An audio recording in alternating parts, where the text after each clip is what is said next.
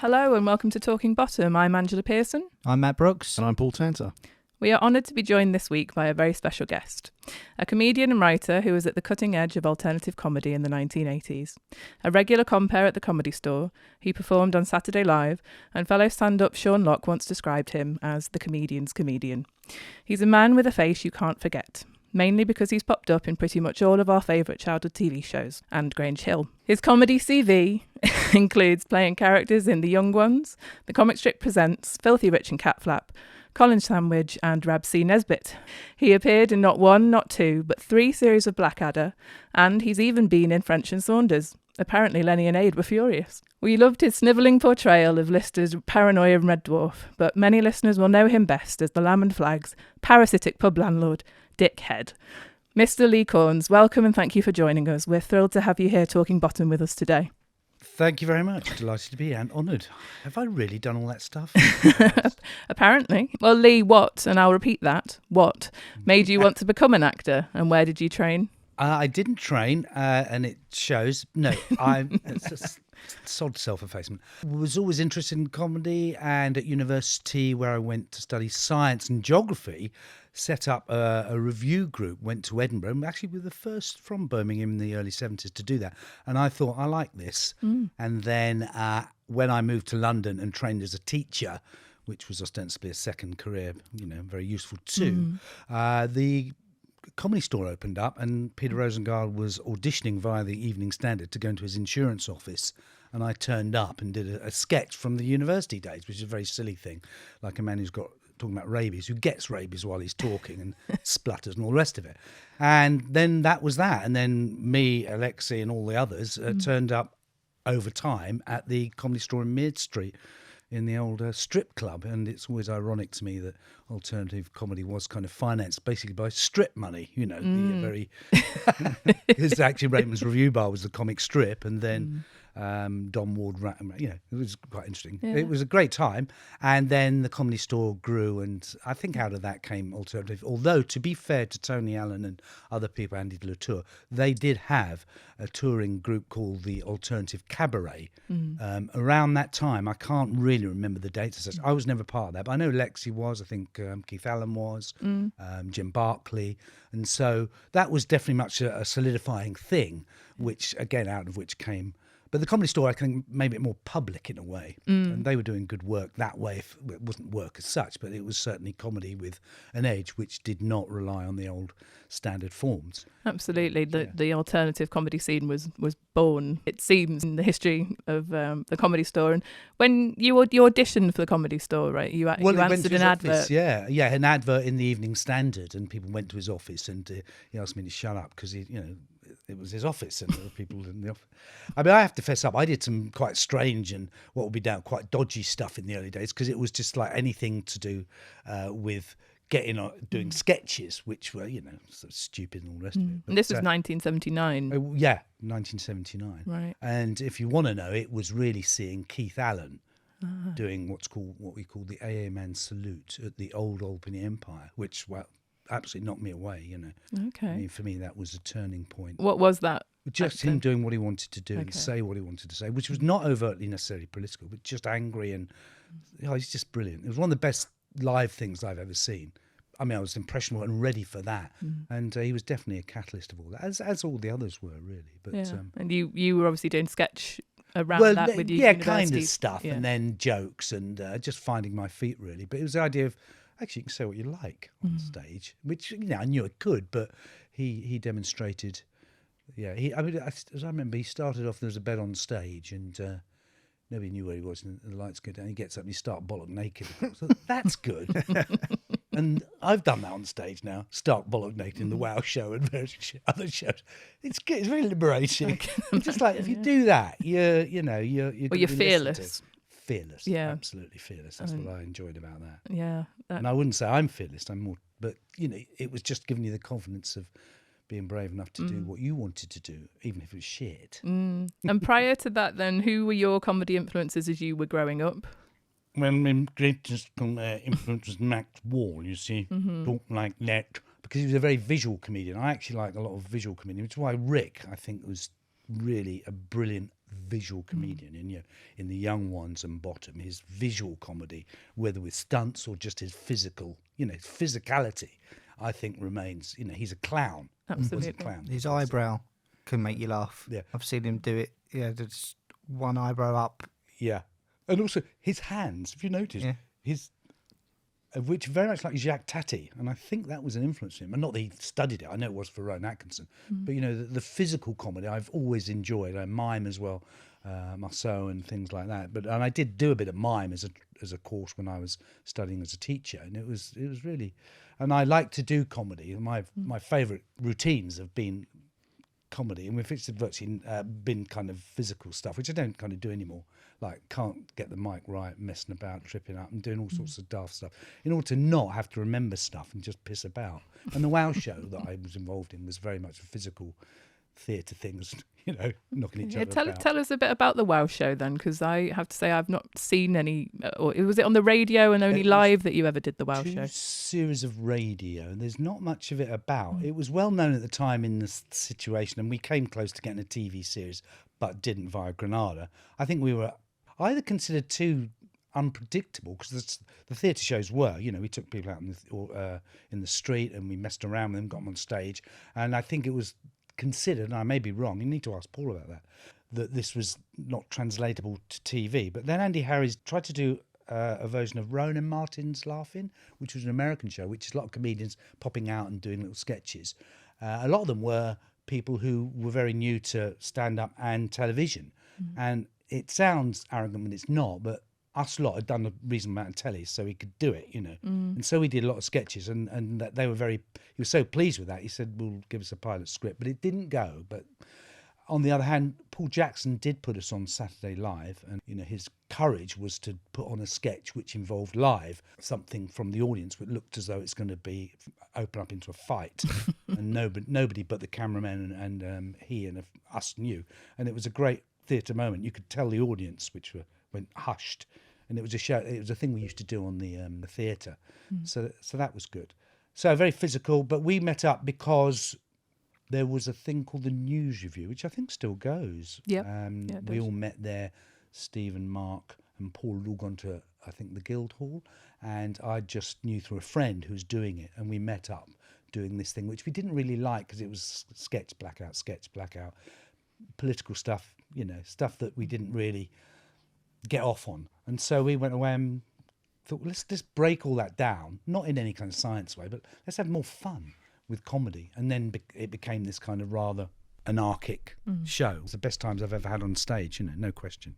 Who were you performing with in the WoW show then? There were 3 guys. One, Steve Frost, who most people will know one way or another.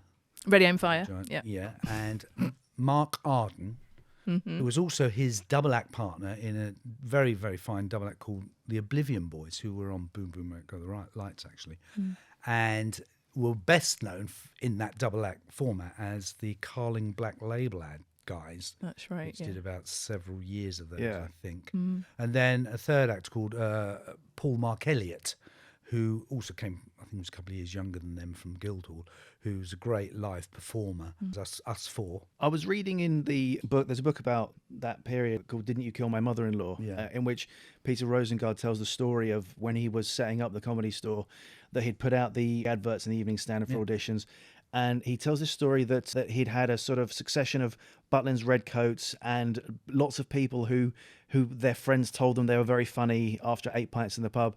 And he was getting ready to give up on the whole idea and was getting very despondent until you came in and did the audition that you mentioned earlier, where you did 2 mimes. Were you aware that you basically sort of saved the day in his eyes? He sort of cites you and Alexi Sale as the 2 things that really sort of put the wind back in his sails. I've got that, but I must read it and highlight all those passages. I was unaware he went that far. I know he's written a book, actually, in which he said something similar, that it was just a relief that it was not a mime sketch. It was a diarrhea sketch and a rabies sketch, real undergrad stuff. But it was, it was silly. Yeah. And Alexi came fully formed, was bloody brilliant straight away. I was unaware that he was about to give up, that the kind of response he got was an old-fashioned kind of comedian. But in fact, he had to rely on some of those when the Comedy Store opened, because there weren't enough of like undergrad comedians like Rick, and Ben. I mean, that's what we were really, not alternative comedians as such at that time. And indeed Alexia, I guess, because he was an art graduate, art school graduate. So there were those kind of guys did turn up occasionally and do a gig and to fill out the actual stage, as it were, all the list of acts. There were some very strange acts which were brilliant, and you never saw them again, and very off the wall. And I think to his credit, he went for those as well as. So it was a very strange atmosphere in those days. Do you remember your first gig there? I mean, I realised that when you're first performing somewhere, you might not, at the time, you might not be thinking, well, in 30 years, I'll be answering questions about the particular venue. But was there a sort of sense of that place, that there was something new and exciting kind of going on around it? Not really, because it was very shambolic and threatening, and gonged off, and no audiences, hardly any audiences, and it was just something to do. And at the time it was on like midnight and they didn't pay or whatever, so I always went on early, A, to get it over and done with, because you're half terrified, and B, to get the last tube home down Stockwell, because I couldn't afford a cab. And Soho was quite a sex area, there were brothels and things, and so it was great looking back, just because of the innocent sort of Hastings boy go to this area and the rest of it. But did you ever miss the last tube and had to dive into one of the brothels, or no? Yeah, just as a place to spend the night. I read in an interview with Jo Brand, she said that she also cited you as one of her favourite comedians, and said that she saw you at the Comedy Store once doing the same act in the second half as you did in the first half, purely because you wanted to see how drunk the audience was and if they would notice. Yeah, there's a bit of mischief to that. I mean, Nick Hancock quotes that as well, and it was really just for the audience. I mean, what you must remember, the Comedy Store was not like it is now, people queued up, desperate, like in America, big, thriving. It was sometimes hot nights, half-filled, hard work, long hours. You did 2 shows on a Saturday, 2 shows Friday, 2 shows Saturday. And so to do something different, I thought, hey, watch this, I'll just do the same opening intro and see what happens. Yeah. And of course the comedians are chuckling away and the audience are going, he's just done that. So in a way it was it wasn't ironic, it was just a stupid thing to do. But I could see I was doing it because the audience were laughing until someone said, mate, you've done that. I was going to just carry on. And I went, have I? Yeah. So it was a wind up. Just a compare wind up thing. There was actually I used to do an act which was like a really failed kind of compare. And then this was at the tunnel, the famous tunnel. And afterwards the guy said, "That was terrible, mate." So I said, "Yeah, but you don't understand it. It was meant to be." And he went, "Yeah, but it was terrible." Because I kind of thought, he's right. It's not really ironic. If you do a terrible act, it's a terrible act whether you're being clever about it. I guess you're kind of spurned on by the other comedians to do what is alternative. So, like, were you trying to aim for the alternative thing, or that horrible Jim Davison said the alternative comedy is the alternative to comedy? Yeah, well, that was. He's a cunt and a wife beater, so fucking.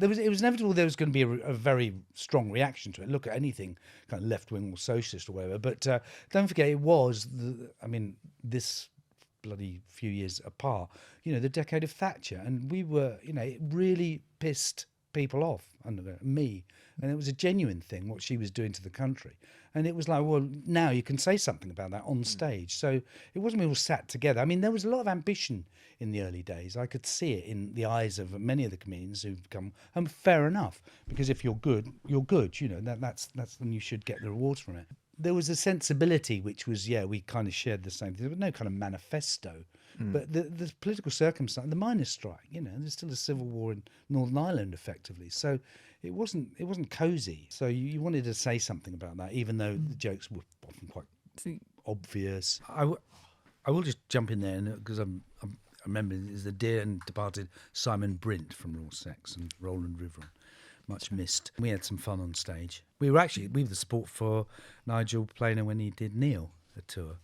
That was a laugh when, of course, he went off, used the Neil character to do a tour and fantastic. Had a record out and all that.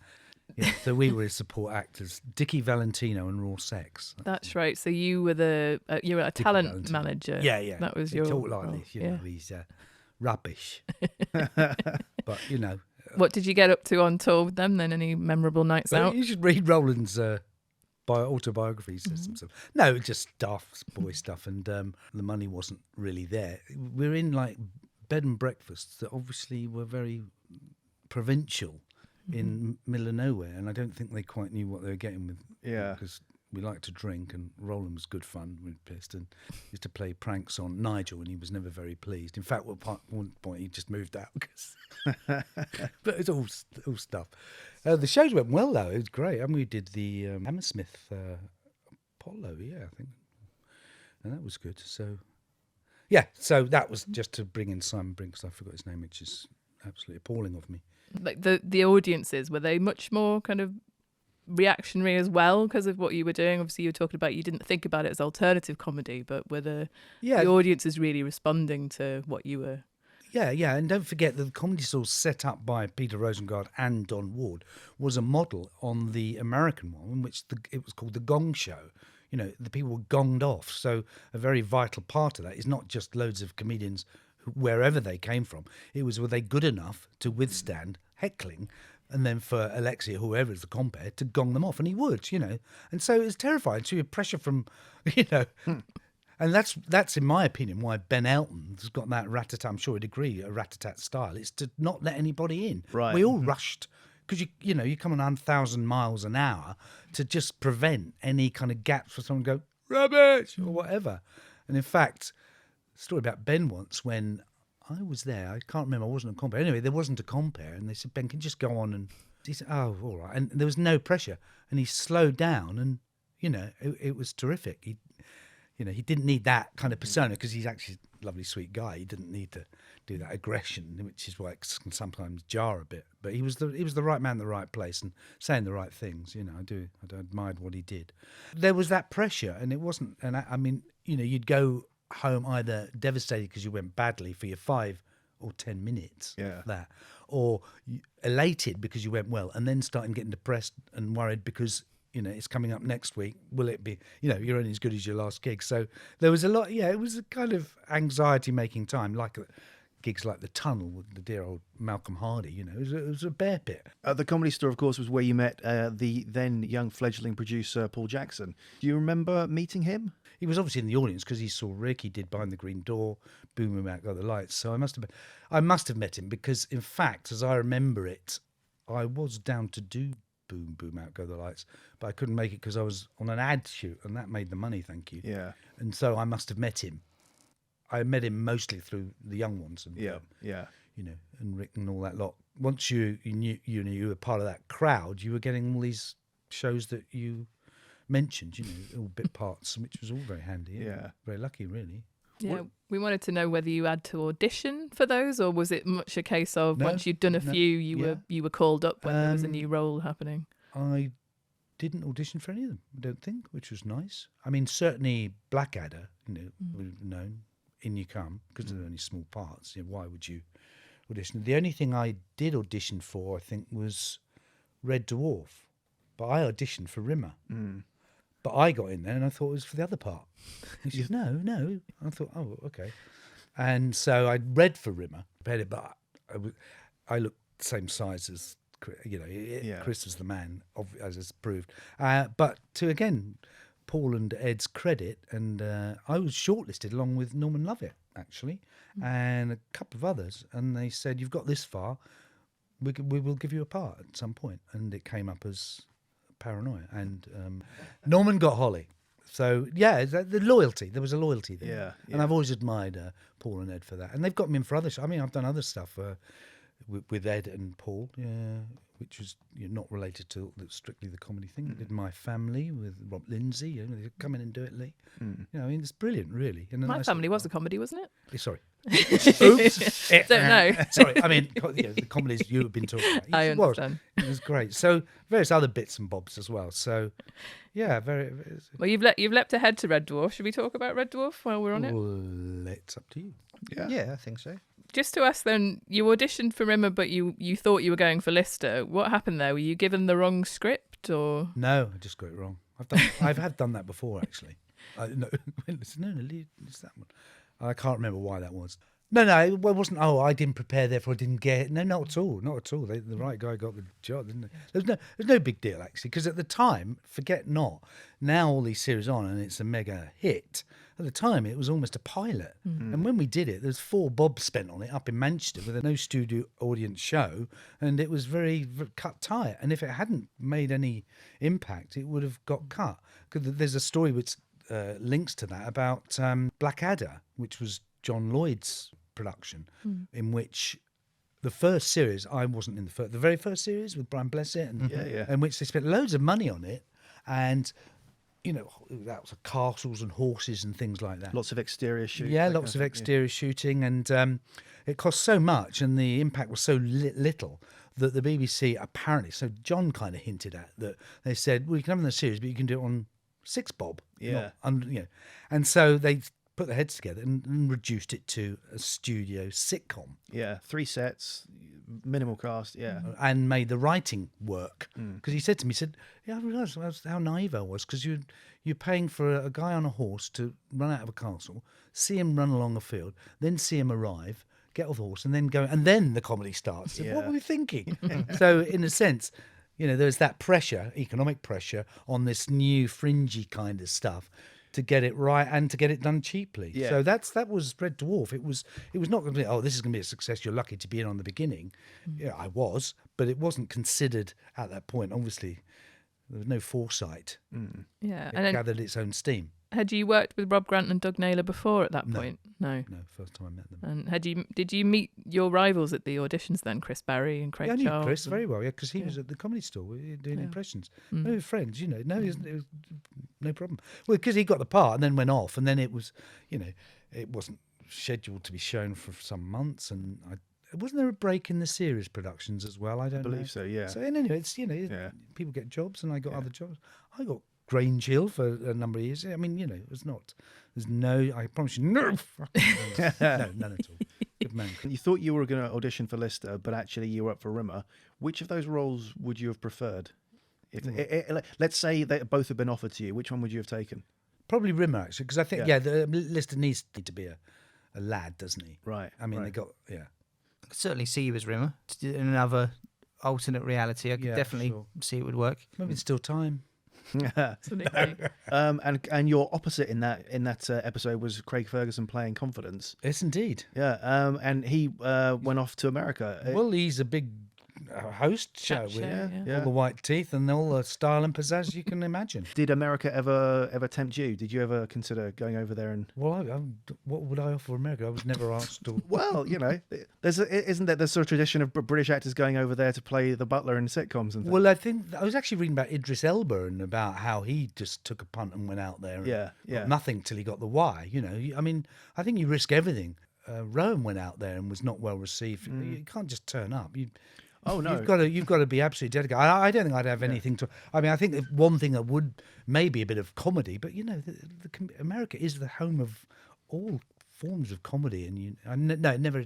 That said, we took the Wow Show to New York in 1980s, early mid.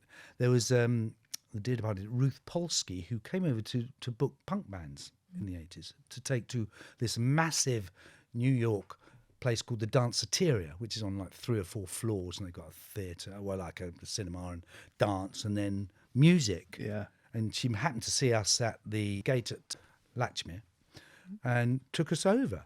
And we had to lie about green cards and the rest of it.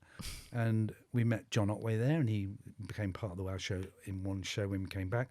And so we did it, and they loved it, but there was nobody there saying, "Hey, Wow Show."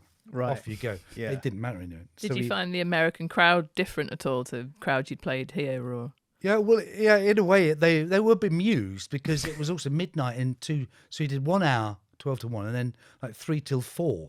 Can you imagine? Wow. Yeah, running around, and it was just a wild and anarchic thing, which suited us. I don't really remember everyone going, "Hey, you're genius." We just did it, and had great fun. So yeah, we did conquer New York, yes, for 2 nights. We had great fun.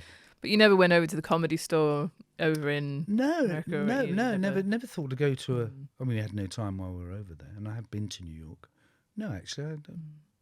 So I was comparing, and not just at the store. There was way back then. Well, there are hardly any venues that didn't open. They only opened at the weekend, obviously for obvious reasons. But there was a place called the Hemmingford Arms in Hampstead, which opened on a Tuesday, and Nick Revel and various others variously did comparing, and it was a good little gig actually. It had its own little audience, but it was a Tuesday gig, and then I turn up, and then I forget, the guy's name was Lawrence. I can't remember his surname, and he was so excited. He said, "You'll never guess who you're going to have to introduce. You'll never guess." So, Alexi, I don't know. He said, "No, Robin fucking Williams." He just stepped off the plane to do a Royal Highness gig thing, with the Princess Trust thing or whatever.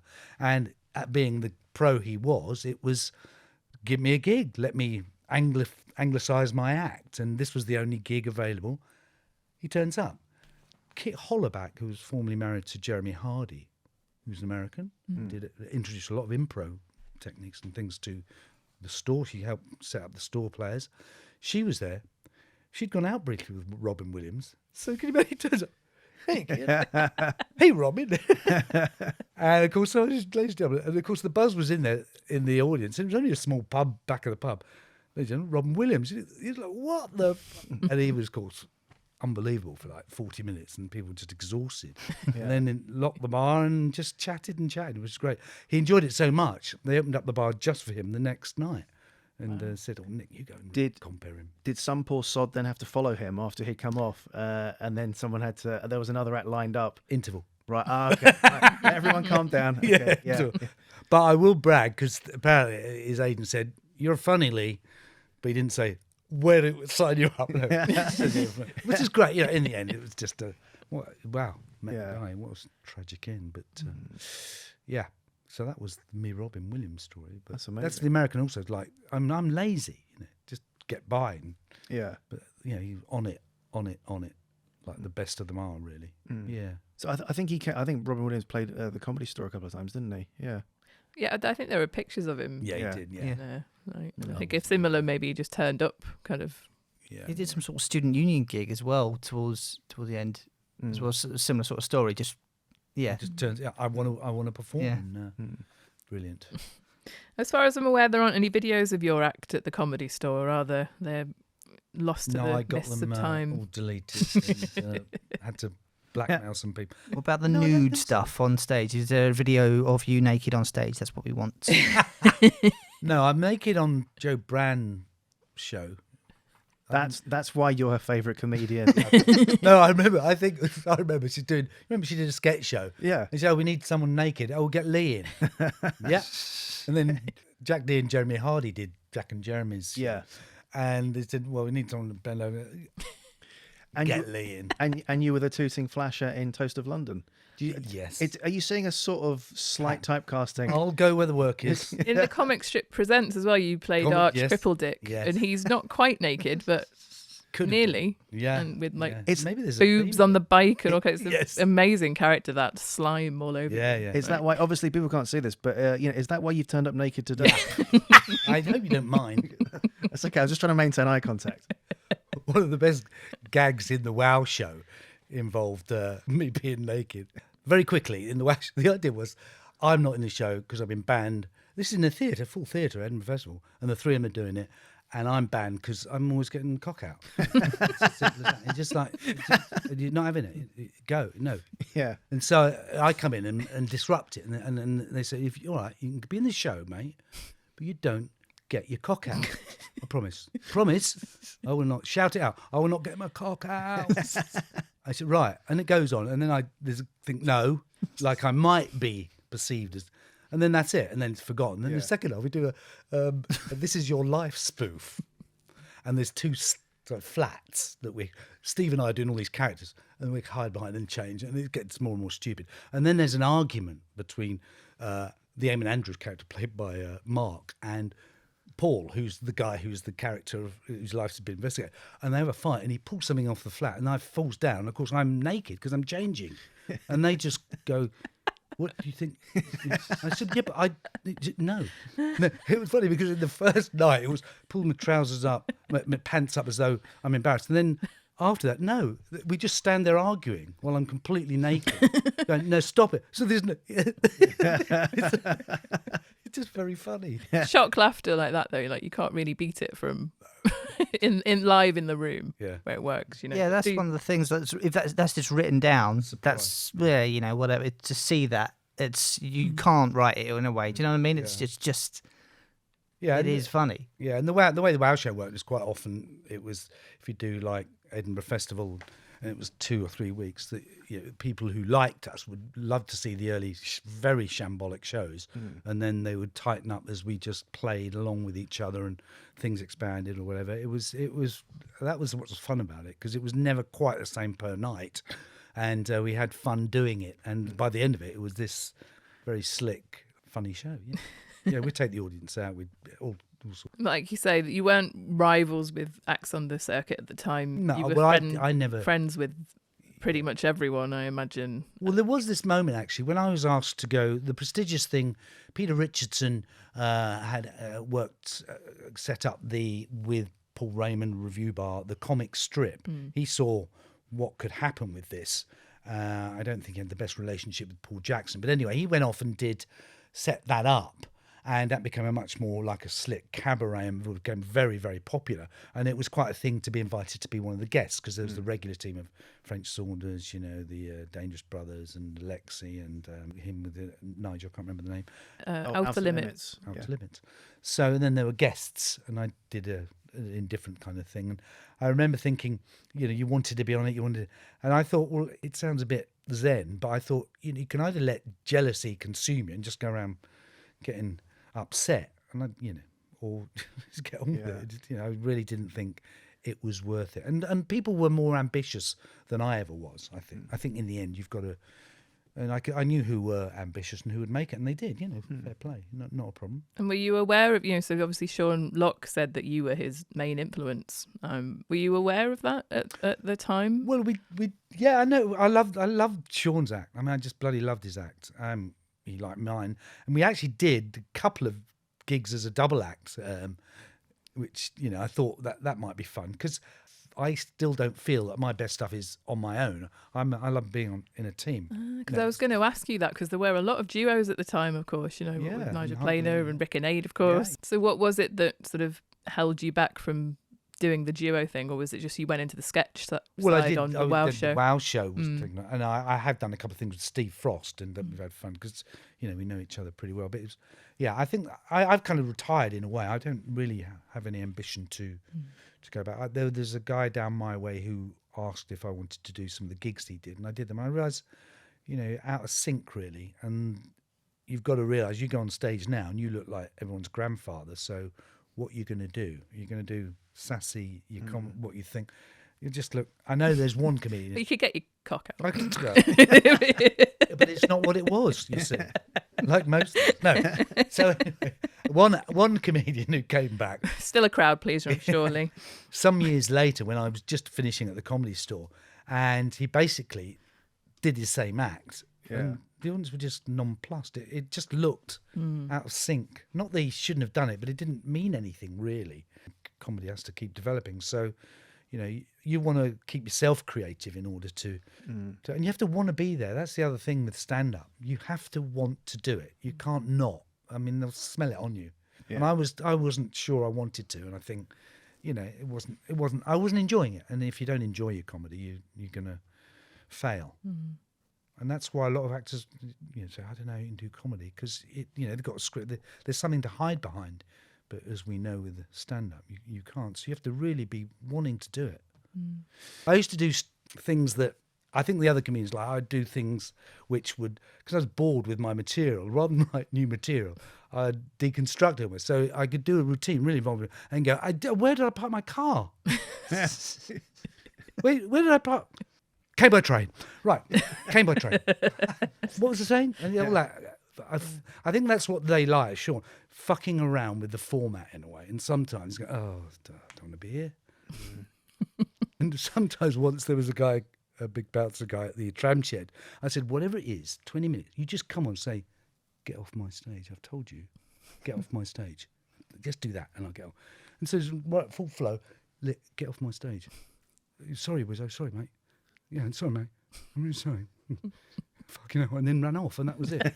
So it was a theatre kind of wow showy moments of just that. Yeah. Was never the full quid for me. Yeah.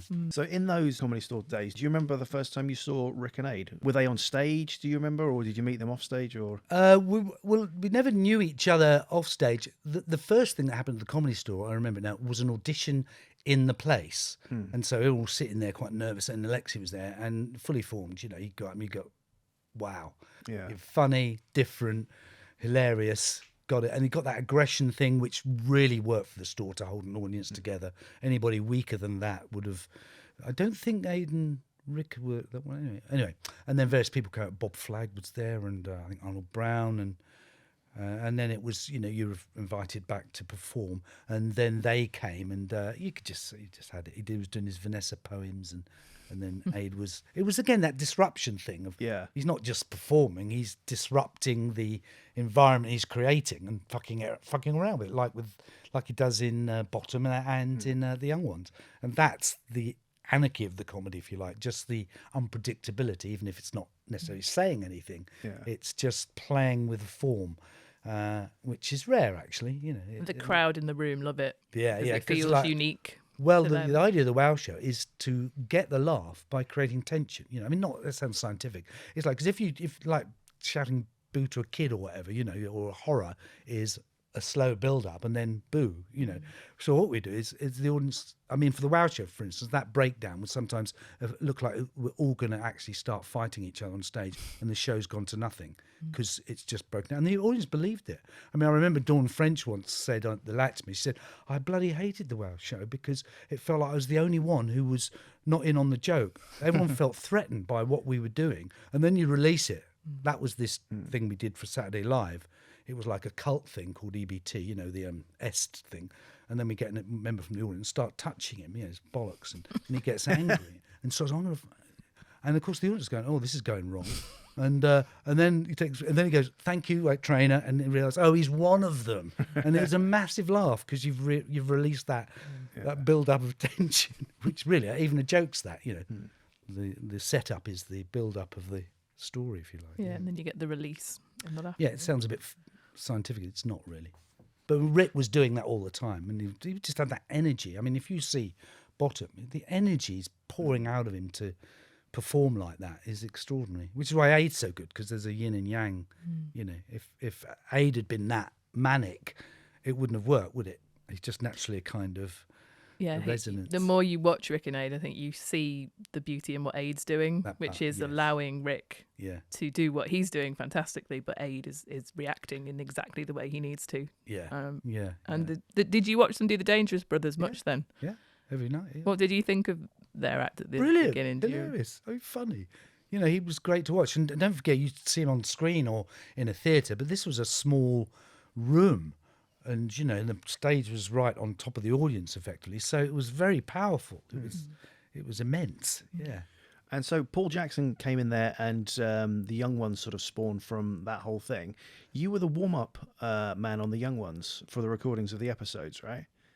You were the warm-up act. Second series, he asked me to do the warm-up, but I was not very successful at it, because there's a skill to that. Oh, okay. A real skill to that. I mean, is that sort of a totally different discipline to comparing somewhere like the Comedy Store then? Yeah, because it's not comparing, it's just filling holes. Literally. It's just keeping them bemused. And the best at it do it really well. I learned to do it quite well, but it wasn't what I really wanted to do in a way, you know, in it. I mean, I was disappointed because I remember I think we're on the way to Edinburgh, and in the days before mobiles, it was like a phone call and a phone box. Yeah. Paul wants you to phone him. I thought, oh, great. And Lee, it's about the Young Ones, you know. Can you be the warm-up? Like, no, I want a part. As it happens, I was in a couple of episodes. But yeah, in the episode Cash, right, you're the MC. Yeah. So how did that... Did you have to audition for these ones, or was it still the same sort of thing? In fact, sorry to interrupt, I just remembered I got a part because I was warm-up, because there's so many parts. They realised that they'd forgotten a part. Oh, which one is Cash? Which Cash. One played MC. Yeah, I think it was that one, because it's a tiny little bit. Yeah. And then you're on hand and like, quickly, come on. It was. I mean, rehearsals, I think they realised that, and well, he's around, so as I remember. And then there was Was it Spaspek of the You're a Dark? peasant, aren't you? Yeah. Yeah, and Alexei breaks my arm and all that, which was so there was come and do it. Yeah. So even the episodes that you weren't in, as you were the warm up for the second series, as you were the warm up, you were there for the whole recordings. Then, Yeah. as this was the second series, and there was a bit of a sense of this show is new and exciting. What was that like to be there watching it being recorded? Honestly, it was brilliant because and what was so admirable is that they tried to do as many stunts as they could in the studio. The one with the car coming through the wall, and Rick, flame on his back, and there's a bit fill him while he. It's extraordinary, and you just go, I can't believe this is being done. It's so dangerous. And then, if that wasn't bad enough, you had bloody bands coming in and playing. Sometimes if they could play live, so they tried to record it as much as possible chronologic. Yeah, they did as little pre-record as I remember as possible. Obviously some. So it was an extraordinary event. It was exciting because it was it wasn't straightforward. Yeah. And then the puppets as well. I mean, Were the puppets all done live as well, or were they not? No, in fact, to be fair, I don't think they were. Maybe if they could, they would. I can't say with any conviction. Was there a lot of raucous behaviour after filming? Well, what you could do afterwards was go to the BBC bar, and it was subsidised. So there's drinking going on, but not really. I mean, forget not what I just said about Rick. He's basically shouldering this show with this extraordinary energy, and afterwards he's almost shaking with effort and drenched. I think I don't remember him. Probably the last thing he wanted to do was to go out and get wrecked because he's got another show. This is one a week. So come Monday, he's got to go back and start rehearsing. So I don't remember any outrageous behaviour at all. And I'm not just being coy. Paul Jackson told us that when Hale and Pace were around, it sometimes got a little bit out of hand after the record, and they were in the episode you're in they're in the medieval scenes where you're one of the peasants. Maybe I went home. No. Young family. I was a good boy. I don't know. I don't remember. Consummate professional. No. Paul Jackson mentioned he had a bit of a hangover one day, didn't he, on that set? But was it fun getting a hand in trashing the set on the young ones in the episode you were in at the end? All of the kind of medieval, that kind of storm it, and I mean the set gets trashed at pretty much the end of every episode. But was it? Do you have a memory of? I don't. Any of that? Sorry, no. I honestly don't. I just. No, fair enough. Maybe I was getting me costume off. I mean, I don't think I was part of that because once again getting your cock out. That's probably why they banned me. No, Lee. Stay. You can sort of spy you in the background as the credits are rolling. Well, forgive me. I mean, it sounds being willfully ignorant, but I kind of don't. It's a fair while. Ago. Was there a sense at the time of how groundbreaking the Young Ones was? I mean, I think so. Yeah. I mean, absolutely. I think the idea was everything was thrown at it. The stunts, there's no need for the bands at all. Yeah. And just pack everything into it humanly possible so there's something for everybody, and it worked. Yeah, I think there was definitely by that stage a head of steam with this new comedy, whatever you like to call it, and Rik and Ade's talent. It was, and of course then they're bringing in, for instance, Saunders are in it. Stephen Marker's The Oblivion Boys are in it. I mean, all you care to name. Ben's in some episodes, isn't he? I mean, he is. He's in the first episode and one of the later ones. Yeah. And if you look, he plays a little Grange Hill skit, doesn't he? He does do a Grange Hill skit. It's a brilliant little Grange Hill skit. The only kids who don't save. Yeah. Yes. Well, I can say that it's not the case.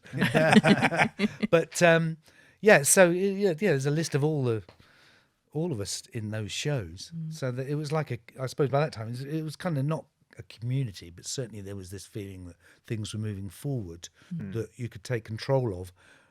Along with Paul Jackson and John Lloyd and all the new guys pushing stuff from behind, as it were. Did you watch Series 1 go out?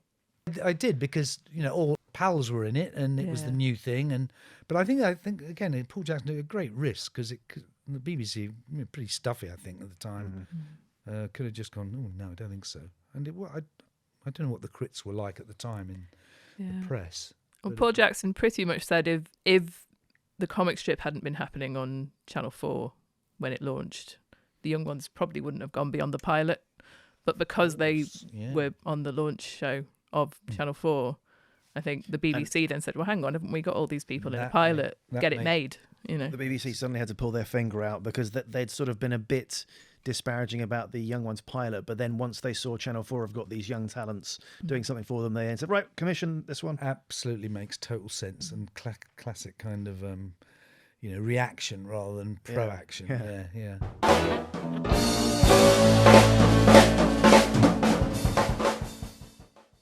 For any listeners who aren't aware, Lee played a German guard alongside Mark Arden in Series 2 episode of Blackadder Chains, in which Edmund and Melchett are kidnapped and held prisoner. Lee also played Percy Shelley in the Blackadder the third episode, Incapability, aka the Samuel Johnson dictionary episode. And Lee played Private Fraser, aka one of the firing squad, in Blackadder Goes fourth episode, Corporal Punishment.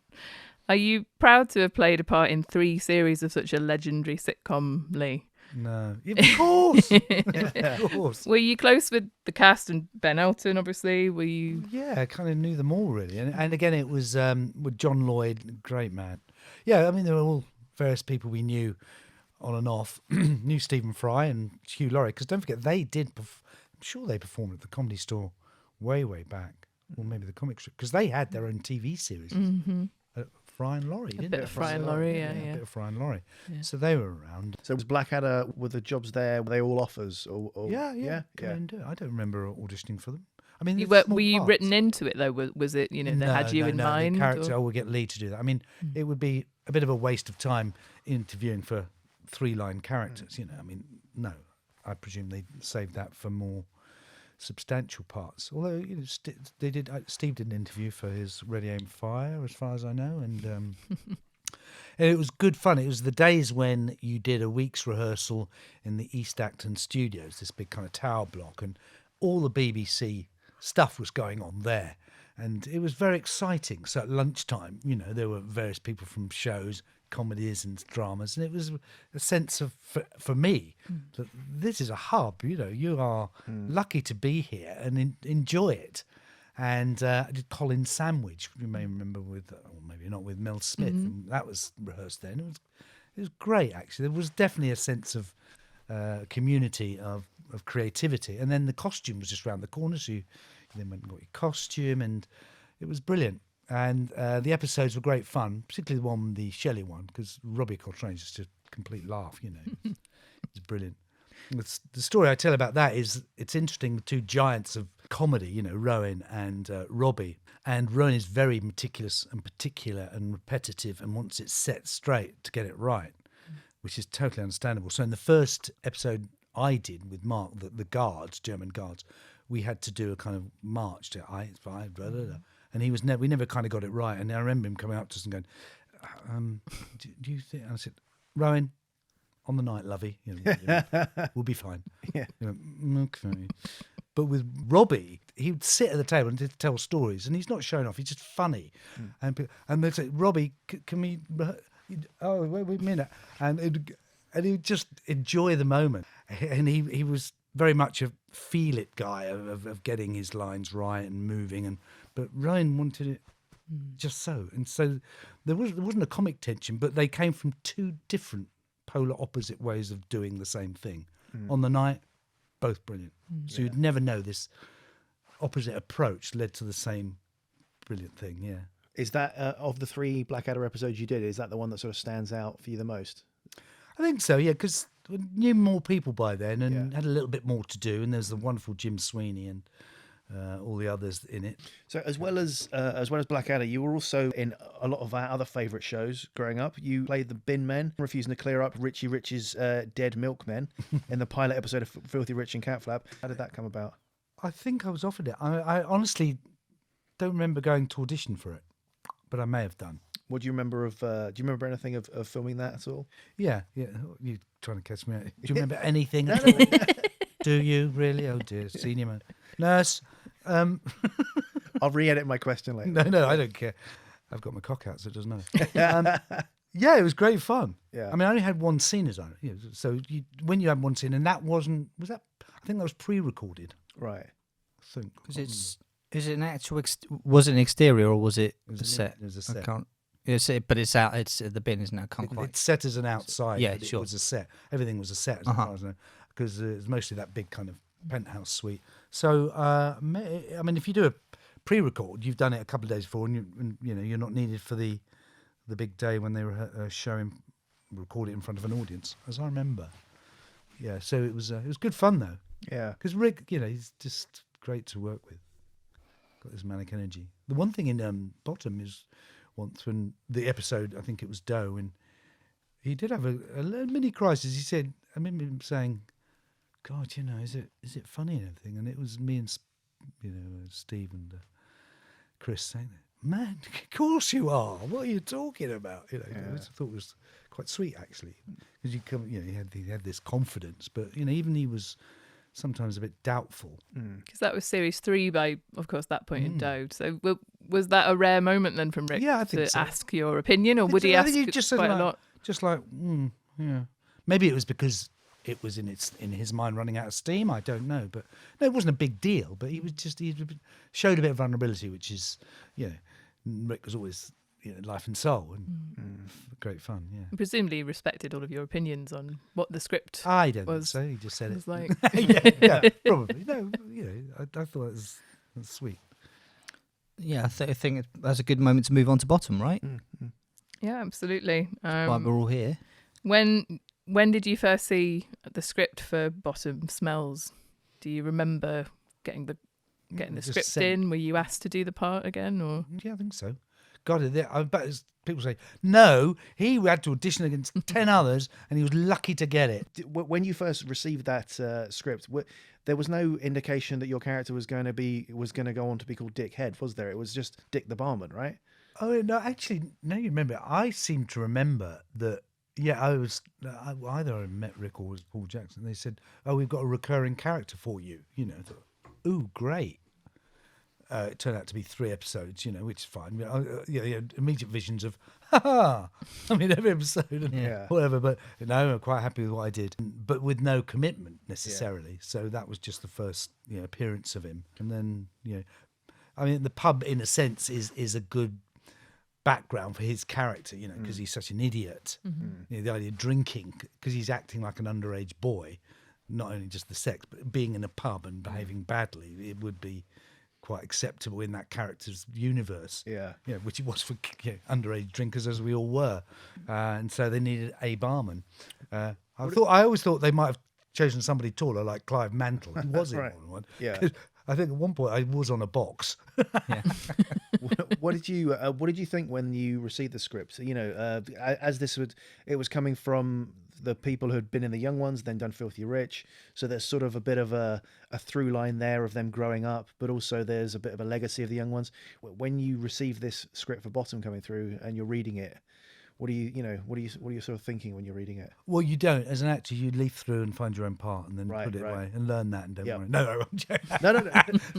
No, I did read it and thought, because it's a crazy script. I mean, if you give that to just 2 actors, you can't possibly imagine how they're going to make this work, because it is so unique and extreme, if you like. And you've got visual comedy and hitting each other. You wouldn't know what to make of it really, or how to play it. Yeah. Other than if it was Rick and Ade, because they wrote it for themselves. So I could see what it was likely to be, because, as you say, all the elements had been in The Young Ones and his character and that kind of sort of almost like incel.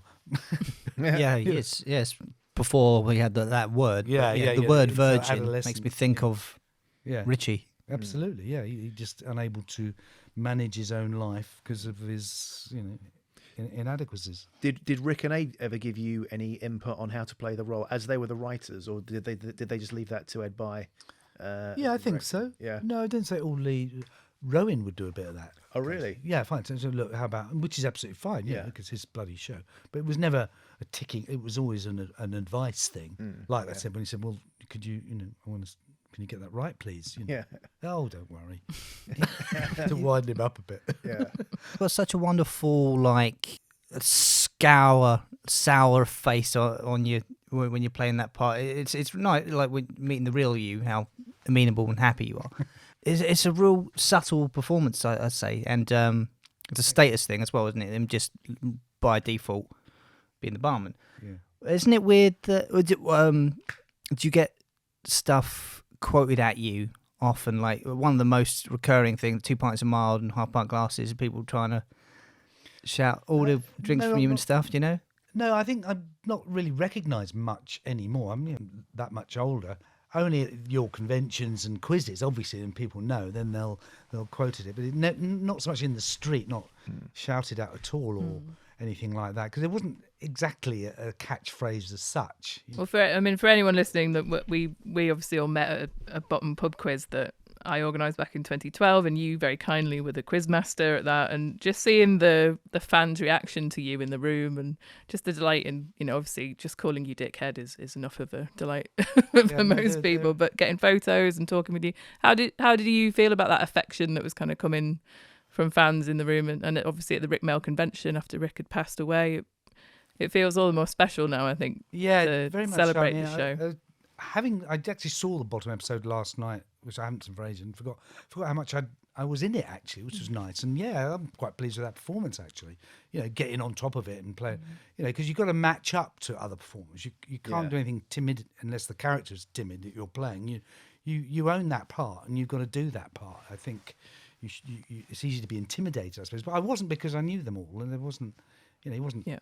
As famous as he became in a way, and I knew I could do it and they could, so it's all like a community spirit. Just how do you feel about fans' reaction? Obviously, still having that it was affection. Wonderful. Yeah, it really was. I mean, I was quite surprised because they were queuing up and all this, and yeah, very touched. I mean, it is surprising because it was made so long ago, and for a lot of people, they never saw it at the time. Much later, so it has that kind of longevity, and it's nice to be adored, isn't it? I don't know. We wouldn't know. Yeah. So you never have people yelling "dickhead" at you in the street?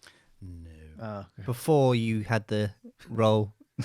Yes, yes, they did. Yes. So I just imagine that the filming of Bottom would normally be kind of an intimate thing, as it's normally very small numbers of characters per episode. The exception being Parade, which has the biggest cast that they ever have. So did you feel a difference in that episode? So was that more of a kind of a party thing? Did that feel like a different show than the other two episodes you did? Yeah, in a way, yeah, because it was it was a smaller cast, and although in the quiz there were quite a few people, weren't there? Quite a lot of extras, I suppose. Yeah, all dying. Yes. Who came in later, But yeah, that's actually the episode when Rick did say that kind of vulnerable thing. I think it's because we were the only people in that show effectively at that time for that episode, as exactly as you're saying. Yeah, it felt very intimate. It did, yeah. Even though, there's the same number of studio audience, which is several hundred, and they're all, can't wait to see Rick. I mean, the great thing with Rick is that they'd come out and mess around with the audience. And one of the biggest surprises for me about that show was young kids way back, and then come Christmas there was this check dropped through. Well, the agent said there's like nearly 20 grand, and this is a long time ago, and I said there's a mistake, I've never earned that as one fee. And he said no, it's the outtakes of Bottom on video. And it was called Fluff. Fluff. Yeah. And I said, no, that's nonsense. I don't remember being in it. I never signed anything for it, but I guess you sign away the original. So I ran to Woolworths, can you believe? Yeah. I just go literally, this was before Christmas, shaking, put it in, and I'm just wiping a glass in the background, and Helen's in it as well. Helen Levin, because he was great. If he fucked up, Rick, he didn't go into himself. He'd just throw it to the audience and mess around. And they realised that messing around with the audience was a great way to keep it all alive and energetic. Yeah. Now I think they design in outtakes almost, but this was very much he had a relationship with the audience, and talking to the audience really kept it very intimate and all flowing. But anyway, he would fuck up, and then they kept the outtakes. Thank God they did. And then I love watching Bottom Fluff. Because as you say, they really made a meal out of if they did mess up, it was part of the joy of it. Did you see a difference between series 1 being recorded, obviously people didn't really know what Bottom was, to obviously series 3 where there was real fan affection in the room? Were they a bit more rowdy by the... Yeah, I mean, just tickets went like hotcakes, and it was a thing to see and to have been to, like a lot of the classic sitcoms. But I've always thought, well, if I got that, what did they get? And good luck to them. Yeah, I couldn't believe that. So that was That was a nice spin-off for me. It was a show that was very well known for its physical and almost sort of cartoon violence kind of humor.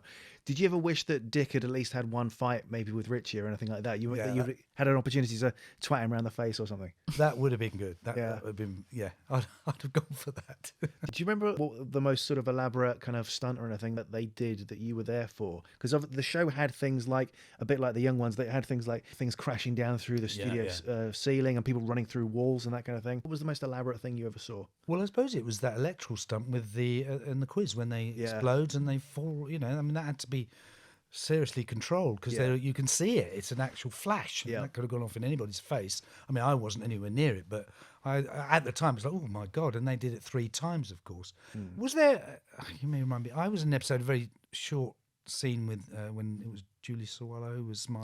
That's right. And it was, but Robert Llewellyn. yeah, did his leg come off? Yes, he had a wooden leg. Yeah, but didn't they rip it off? They break his. They try and pull the wrong leg off. Yeah, and that was a pretty good stunt, I thought. You mentioned the bottom fluffs and how sometimes performers do actually work them in genuinely to work an audience.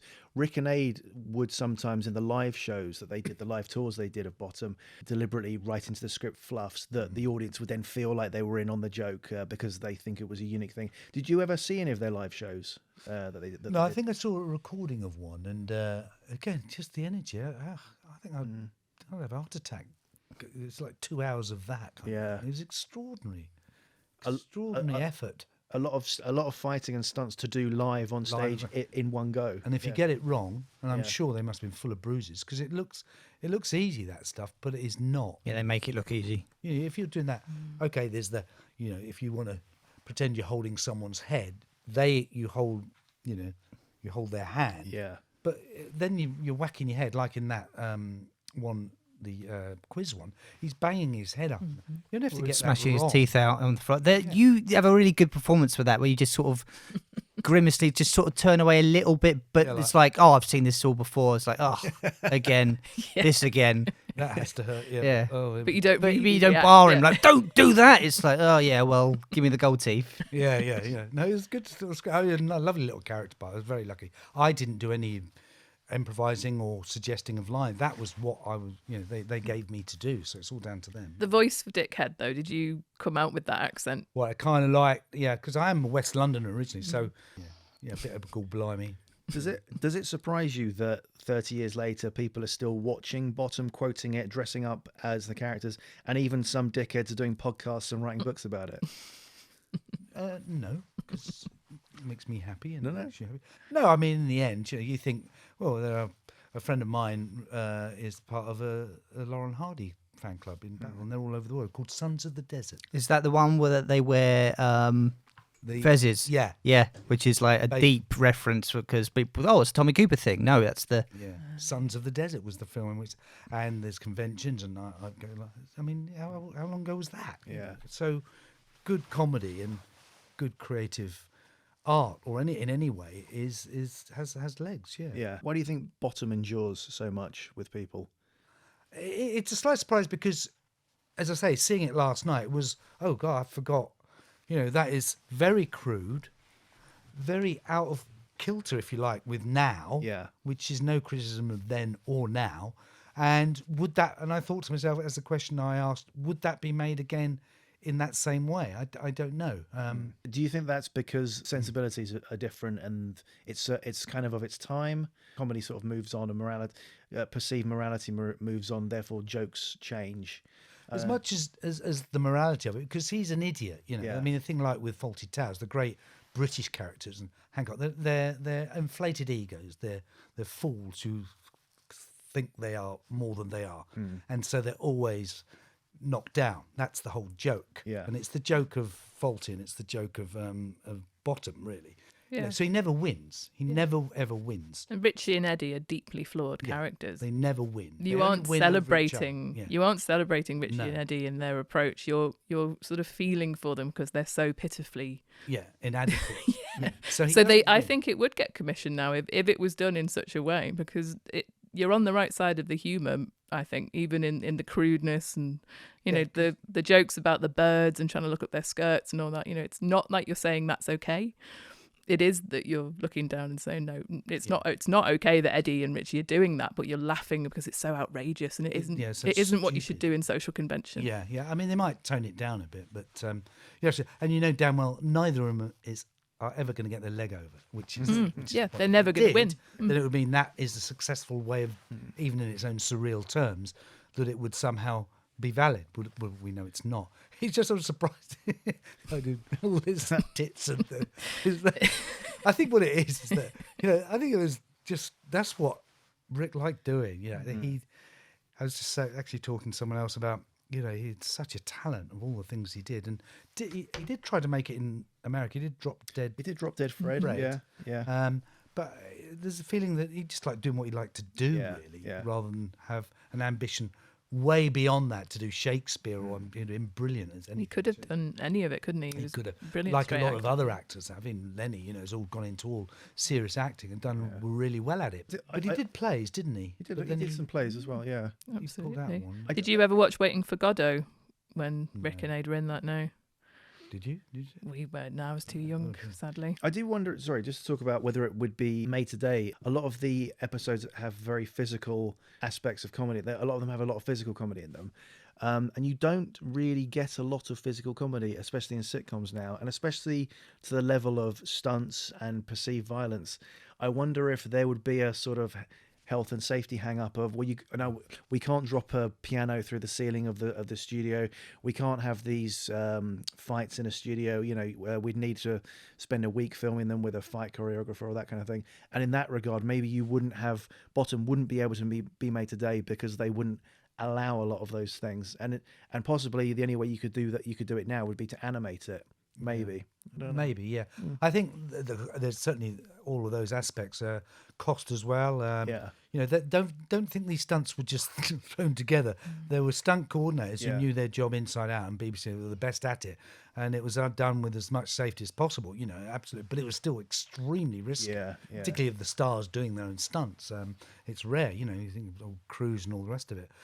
Yeah, I think actually what separates thinking about it, Bottom apart and will always be unique is the violence, is the physical comedy of it. He is a physical comedian, and you're right, nobody else is doing that, even if it's perceived to be physical comedy.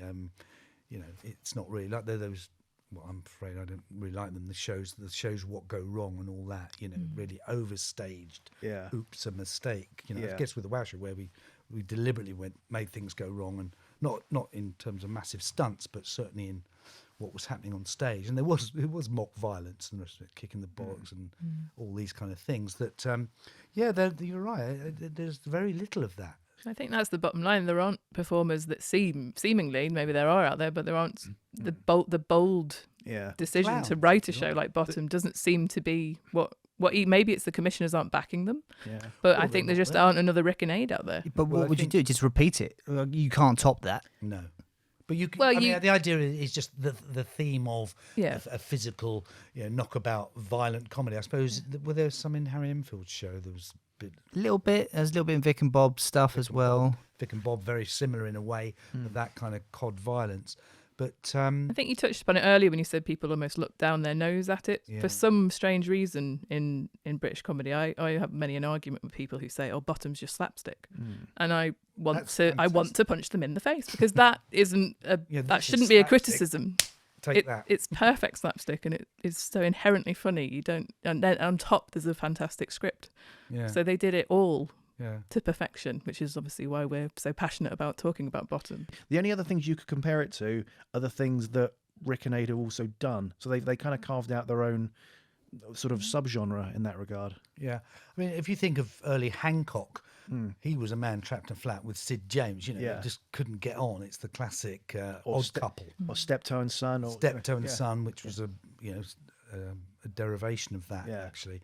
Yeah, it's the couple or a married couple who just can't seem to get on. Even Colin Sandwich, you see Mel Smith in The Office with yourself and the other chap. I can't remember. Tony Haza. It doesn't want to be there, being given jobs he doesn't want to do. It's that sort of thing of I don't want to be doing this. Yeah, I'm better than this. Yeah, there's always that aspiration for it's sort of lower middle class aspiration towards something else, isn't it? Yeah, you see with Fawlty and Alan Partridge and David Brent, and absolutely, and that's not peculiarly British, but largely British. The downtrodden man of, who thinks he's better than he is. I mean, there's a direct similarity between Hancock and Brent in a way. Yeah, I mean, they're yeah. just different amplifications. Yeah. And it's a kind of a trope, if you like, that is very common in British comedy.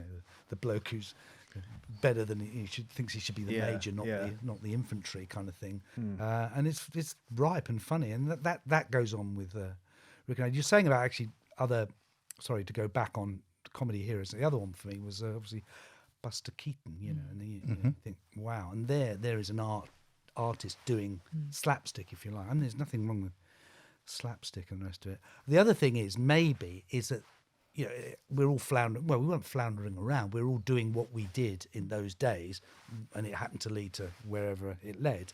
Now there's, let's face it, a pretty polished career path, which could lead you to the Apollo with the smoke coming out and you grabbing the mic and saying hi everybody and doing a list of jokes. I mean, there are still very, very good physical acts out there, but I think it's more wordplay, and it's stand-up. People prefer to watch that now, and there's a realism I think that people have shifted towards, with David Brent being a very real character on screen, isn't it? There isn't that cartoon element anymore that people seem to want to go for, but maybe it'll come back round. Well, I also think that what is very successful is the list of stand-up acts. I'm not decrying them, it's I mean, what did for this comedy sort to a certain extent is that it just act after bloke mostly, saying the same kind of things.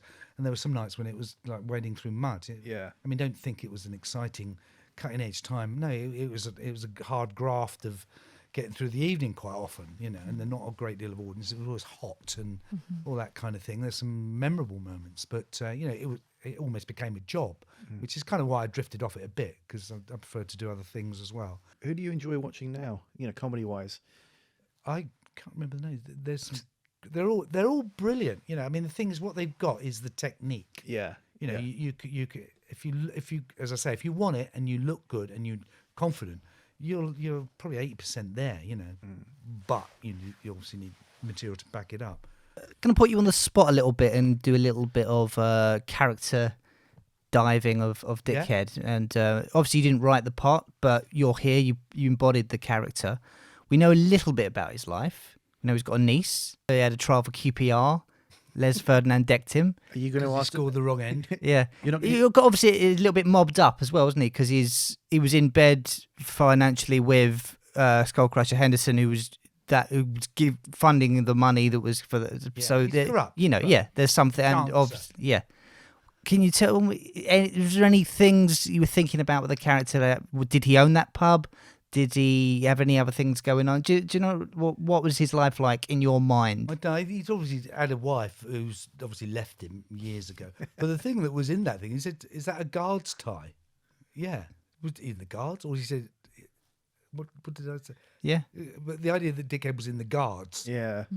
He's stolen it off a body somewhere, hasn't he? Yeah, like that's strange. Yeah, he's a Charlton because he did say get down the pub there, or the absinthe, the gay pub down the road. And he's just making money for himself and any way he can.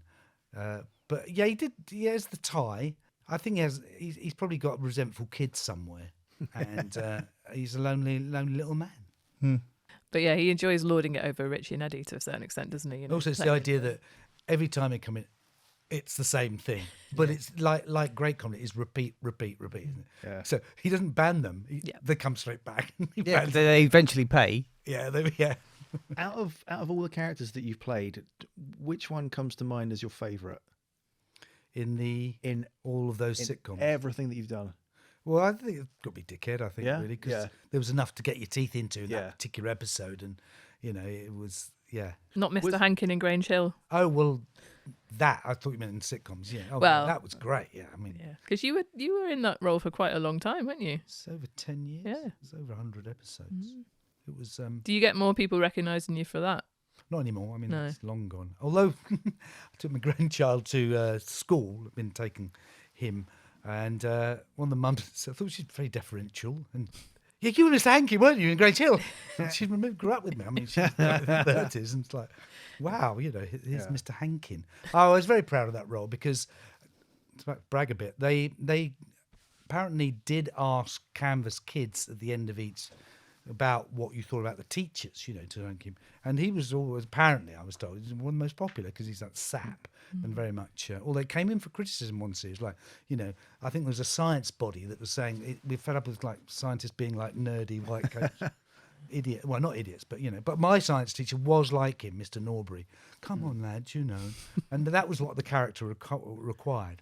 Yeah, and Mr. Hankin had an interesting ending, didn't he? According to your YouTube channel, you did a brilliant sketch on there for anyone who hasn't looked it up on Lee Corn's comedy. Oh on yeah, YouTube.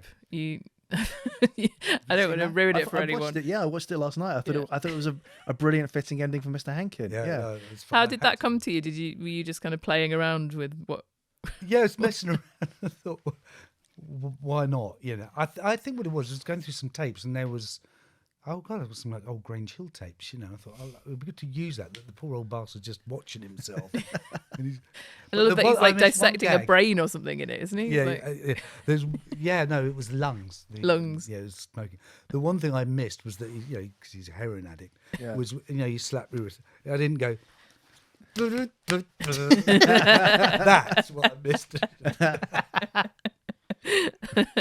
No, I was very, very fond of that character, and it was quite ironic because the interview, which was held at Elstree, when I turned up, and that was a proper audition, it was a reasonable part. They said, "Oh, it's quite interesting this because it's for a science teacher, and I am a science teacher." And they went, "Oh yeah." And in fact, my teaching practice was just round the corner in Radlett at. I think it's Nicholas Hawksmoor School. Went, yeah. All right, I've got a liar here. The guy, I can ride a horse, all that kind of thing. Said, no, actually, it's true. I've got, I did teach, and I have taught much, across over the years. So anyway, when it all passed, and I got the part and the rest of it. That sometimes they would get ready for a scene, and they'd forgotten to do anything on the blackboard. I mean, it's supposed to be a class, Yeah. Lee.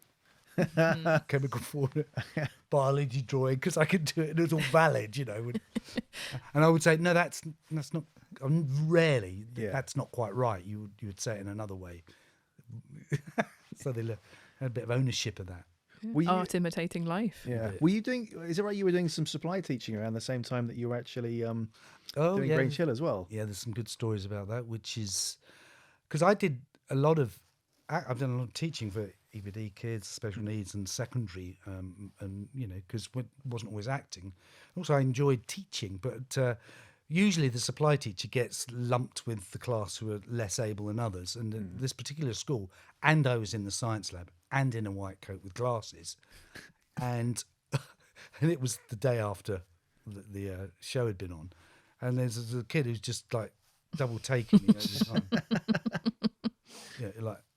Not the cleverest lad, and he goes, "Is this Grange Hill then?" If you somehow thought this was some, am I still me? Yeah, that would make me do a double take though. I think if I'd gone. Yeah, to well, it was. But the great thing with schools and kids, and the moment you start puffing up, they'll bring you down. After a while, it was, oh, it's that bloke off the telly. I saw you last night, sir. That was it. And what are they going to do? It's not worship or anything. One of the best ones was this big lad who's in a bit of trouble with, and he opened a door for me, his self-swing doors. He said, "Oh, sir, saw you in Grange Hill last night." I went, "Oh, great. How was it?" He said, "It was all right," and let the door go. Yeah. Have you always preferred performing to writing then, or have you got pros and cons for no, each? definitely performing in a group. Yeah, yeah. Nothing comes close to me. The Wow Show, because on stage we're absolutely liberated. How did writing the Mr. Bean animated series come about? Robin Driscoll, who was a member of Cliffhanger from Brighton, if you ever saw, they had a TV series. A very great writer and a friend of mine. He was invited way back to write, and he's an actor as well, the actual live action Mr. Beans. And so when they wanted to switch it to then go to animation, they needed writers, and he recommended Tony Haza and myself, and we both got work on it. So it comes directly through Robin Driscoll, and I guess it helped that Rowan knew who I was because I'd worked with him on Blackadder. I guess he gave the final rubber stamp. Was that a challenge? Yeah, yes, it's a real eye opener. So you could write in bottom, let's say live action, Richie goes into the room and throws a chair. Animation, Richie walks 4 paces up to the door, uses his left hand to turn the handle to the left. The door opens 3/4. He takes 5 paces in, looks up, looks left, then looks right. He picks up the chair with his right hand. I mean, this is it's not even that. You know, everything is. And the reason is to not let the animators think, oh, I can do this there. Right. You have to really nail it down. And it was a very exacting and well-paid job. Totally fascinating, totally eye-opening. And then it was handed to the guys who do the sketches, you know, the storyboarding. Big, massive thing. Yeah. And then we'd all sit round, the writer and Rowan and the producers and directors, and it was Claudia Lloyd, and go through it picture by picture. Well, we need to see there, so that was the text, if you like, that went to the animators, which was aboard. Extraordinary detail. You know, you can't say, oh, there's an explosion. What kind of explosion? Right. Against what? What colour? You know, where does it happen? How big? Yeah. How long? I mean, I'm just making that up. But no you get ad-libbing, the is idea. there? You write it. You write the picture. Yeah. And there's a lot of them to write. And are you still writing any projects you can tell us about coming No. up? I kind of wouldn't. I don't know. I'm just getting lazier and lazier. I said I wrote the book, so I might try and get that self-published. But Tell us a little bit about the book then. I think it's probably the wrong time to have written this. It's a totally unique idea. It's about time travel. It's never been done. Right. But it's basically watch out what you wish for, really. And he commits an historical event by being in, you know, wanting to find a paradise, which is a classic, you know, Eden spoil thing.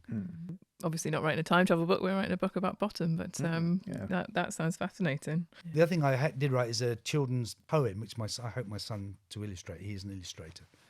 And I would definitely want to get that self-published. Fantastic. Yeah. And, I mean, you know, we've been enjoying watching a bit of your Brian Mayhew characters. There's such a dark and random undercurrent to all of your sketches. Yeah. Is that where you like to get your laughs from? Sort of the shock, like, you know, laughs rather than word play as such? Very much so. I mean, one of the routines I was kind of known for was it extended to about a 5-minute and a monologue at the interval as a compere, which would go, and I'm not going to do it because I can't remember it all, but it would start off, look, hey, now, you know, it's the interval now, so you're here for a laugh, but, you know, you want to meet someone, you want to get laid. I mean, come on. So what I suggest, why don't you just go meet someone, you know, we're all a bit shy, say someone hi, come on, have a drink. They might say yes, you know, come and drink, go back to your place, you know, have a night of passionate but not unnatural sex. Oh, fuck it, go for it anyway. And then the next morning, you know, don't bleat, don't say please, don't beg. And then it goes on getting married, but the whole thing is a disaster to their death. And it's a dark and nasty piece of monologue, of which I'm inordinately proud. And it started off saying, you know, find someone in the interval, go home, get laid, have fun, and then so what? But it just became this horrible, nasty, you know.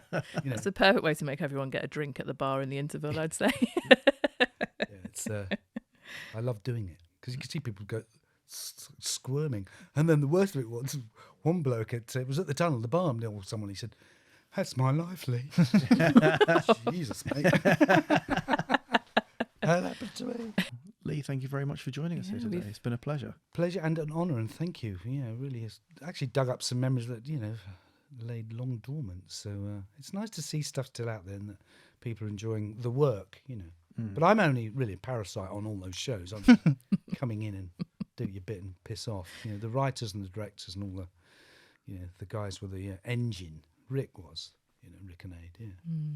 I mean, and if Ade, if you hear this, could you please come in here and treat these nice people to a monologue and a chat, please? Thank you. We would certainly love to kick him out there, please. We'd certainly love to have Ade on. But it's been a pleasure talking to you, Lee. It's really great just to chat about everything that you've done. You've got such a back catalogue. Like I say, you pop up in pretty much every single show that we love. Yeah. And it's just a testament to the time that you were doing your best work. And, lucky me, you know, in the end, who's the lucky one? I was. And it's an honour to be here. And thanks and good luck with all the projects that you've got going, you know. Thank you. Can we have a quote about the book before it's even out? Yeah, and if you want me to, you want any more information that I can't remember. Is it right if we just make stuff up and get you to okay? Yeah. Thank you very much. As long as it's dark and nasty.